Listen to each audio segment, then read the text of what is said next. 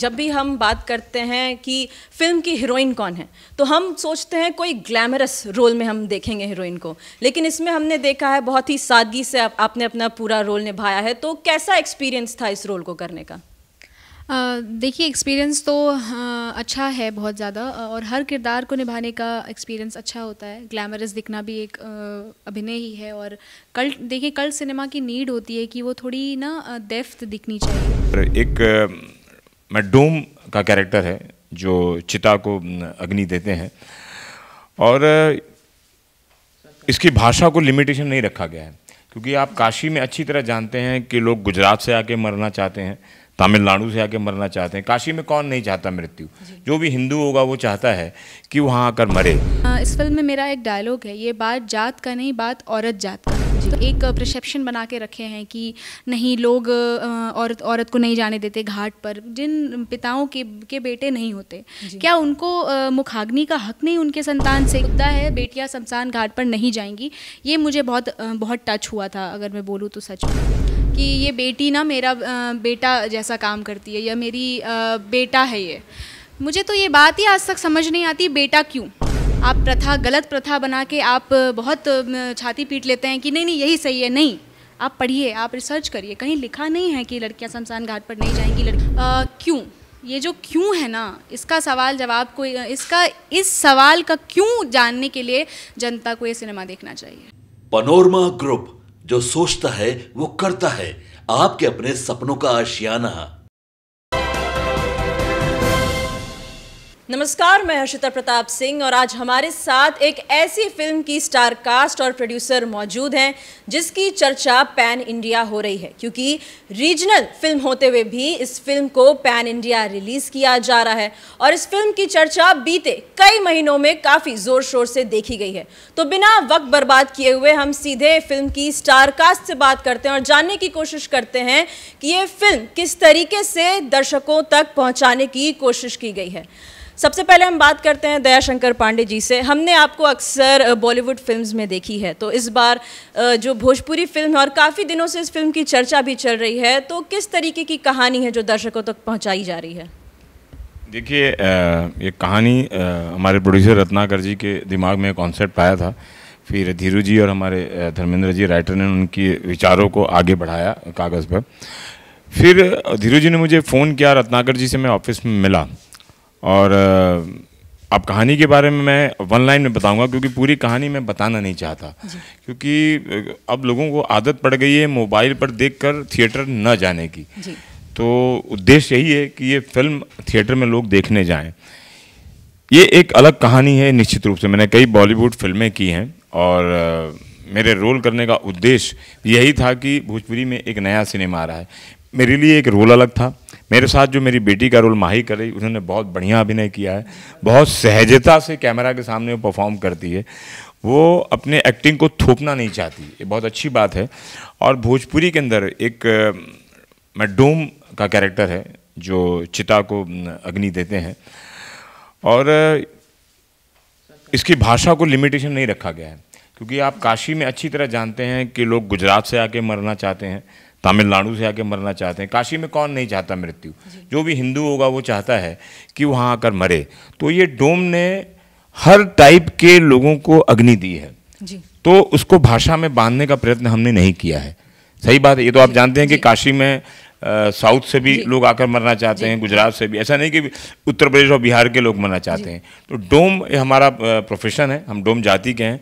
तो मैंने और इस कैरेक्टर को डायरेक्टर और प्रोड्यूसर ने वो थॉट रखा है कि भाषा ऐसी हो जो सब तक पहुंचे। तो इस तरह ये फिल्म में बनाई गई है जया, कि सभी को समझे। इसको भोजपुरी एक टेक्निकल टर्म में दिया गया है, बट ये मुझे लगता है पैन इंडिया, आपने सही कहा कि पैन इंडिया के रूप में फिल्म रिलीज हो रही है। जी माही जी, हम आपसे एक सवाल पूछना चाहेंगे कि जब भी हम बात करते हैं कि फिल्म की हीरोइन कौन है तो हम सोचते हैं कोई ग्लैमरस रोल में हम देखेंगे हीरोइन को, लेकिन इसमें हमने देखा है बहुत ही सादगी से आपने अपना पूरा रोल निभाया है। तो कैसा एक्सपीरियंस था इस रोल को करने का? देखिए, एक्सपीरियंस तो अच्छा है बहुत ज़्यादा, और हर किरदार को निभाने का एक्सपीरियंस अच्छा होता है। ग्लैमरस दिखना भी एक अभिनय ही है, और देखिए कल्ट सिनेमा की नीड होती है कि वो थोड़ी ना डेप्थ दिखनी चाहिए। तो पहले तो मैं बता दूं कि ये जो सिनेमा का जो ये जॉनर है, ये मेरा फेवरेट जॉनर है। तो जब मैं स्क्रिप्ट पढ़ी थी, मैं तब इमेजिन कर पा रही थी कि मैं किस किरदार के लिए चुनी जा रही हूँ। तो मैं बहुत खुश हूँ इस किरदार को करके, क्योंकि हमेशा अभिनेत्रियों को ये होता है कि मैं सुंदर दिखूँ, मैं चीज़ें करूँ, पर सुंदरता कभी कभी ज़रूरी नहीं होती। कभी कभी स्टोरी, स्क्रिप्ट, ये आपका हीरो होता है, स्टार होता है, मेकअप होता है, ग्लैमरसनेस होता है, सब कुछ कभी कभी स्क्रिप्ट ले जाता है। तो जब ये स्क्रिप्ट मिली थी तो मैं बहुत खुश थी कि मुझे इस तरीके की मतलब गंभीर चीज़ों के लिए director sir, producer sir Ratnakar sir, Dhiru sir मुझे चुन रहे हैं।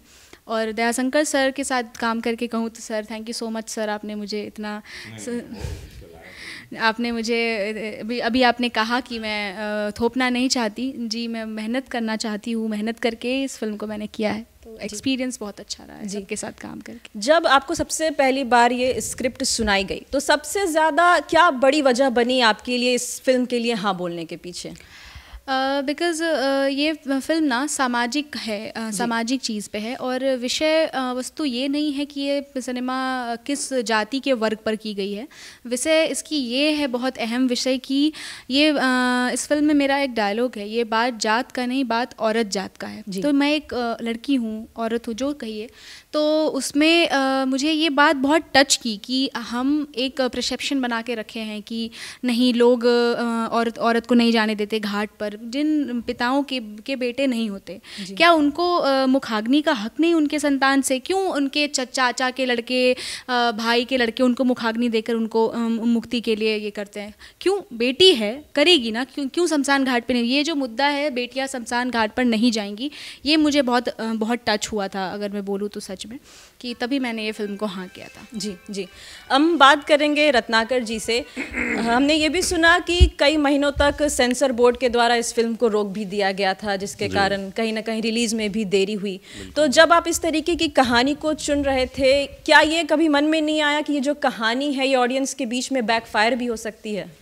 क्योंकि देखिए, फिल्म जो है एक सोच के साथ बनती है, तो आप जब कुछ सोच आपकी अच्छी हो कि ये चीज़ बनाना है, और हर एक चीज़ को ध्यान में रखते हुए ही प्लान किया गया था कि इससे कोई आहत ना हो, कोई चीज़ें ना हो, बट जो हम सच्चाई है, जो चीज़ें हैं, उसको सही से पर्दे पे उतार सकें।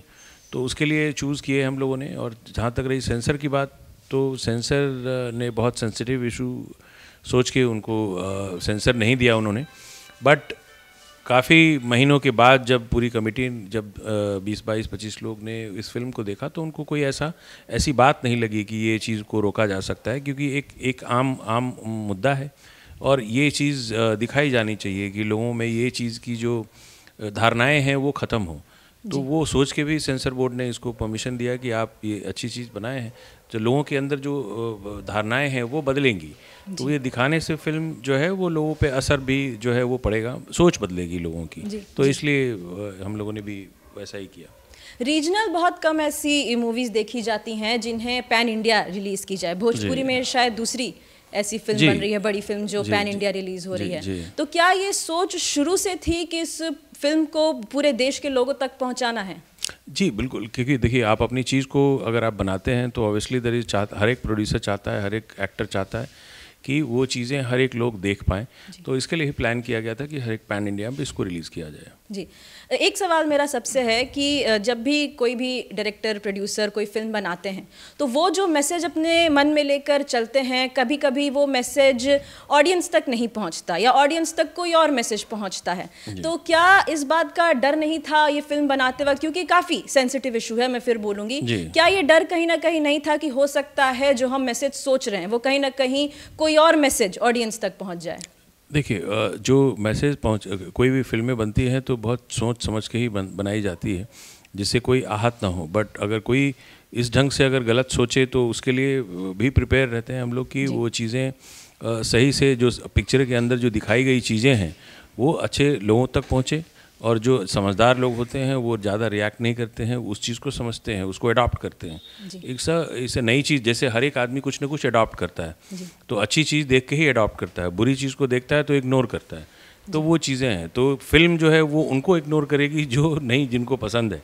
बट जो फिल्में अच्छी अगर रहेगी तो ऑब्वियसली अच्छे जो लोग हैं वो उसको अप्रिशिएट करेंगे। जी, एक मैं बोलना चाहूँगी माही जी, दयाशंकर जी, एक मैसेज अगर आपको हमारे चैनल के माध्यम से ऑडियंस को देना हो तो वो क्या मैसेज आप देना चाहेंगे? मैं तो बस यही मैसेज देना चाहूँगी। पहले तो मैं आग्रह करना चाहूँगी कि आप ये फ़िल्म कल सिनेमाघरों में लग जाएगी ऑल इंडिया में, तो आप इसको बहुत प्यारा आशीर्वाद दीजिए, क्योंकि आप देखेंगे हमें बनाने का और मन होगा और हम प्रोत्साहित होकर और दूसरी फिल्म लेकर आ पाएंगे। और ये सिनेमा इसलिए देखिए क्योंकि समाज का आईना होता है सिनेमा। आज तक के इतिहास में कुछ चीज़ें जो हम एक्सप्रेस नहीं कर पाते हैं बोल कर, वो सिनेमा एक्सप्रेस कर जाता है। तो ये जो मुद्दा है वो एक समाज का आईना है। लोगों को देखना, लोगों को समझना चाहिए और ये समझाने की कोशिश है कि लड़का और लड़की, ये जो डिफरेंसेस में दुनिया सिमट रही है, ये जो परसेप्शन है, इन सारी चीज़ों से थोड़ी सी आप अलग स्टेप लीजिए, क्योंकि हर जिम्मेदारी लड़का लड़की की दोनों की, जैसे हम नॉर्मली बात करते हैं कि ये बेटी ना मेरा बेटा जैसा काम करती है या मेरी बेटा है ये, मुझे तो ये बात ही आज तक समझ नहीं आती, बेटा क्यों?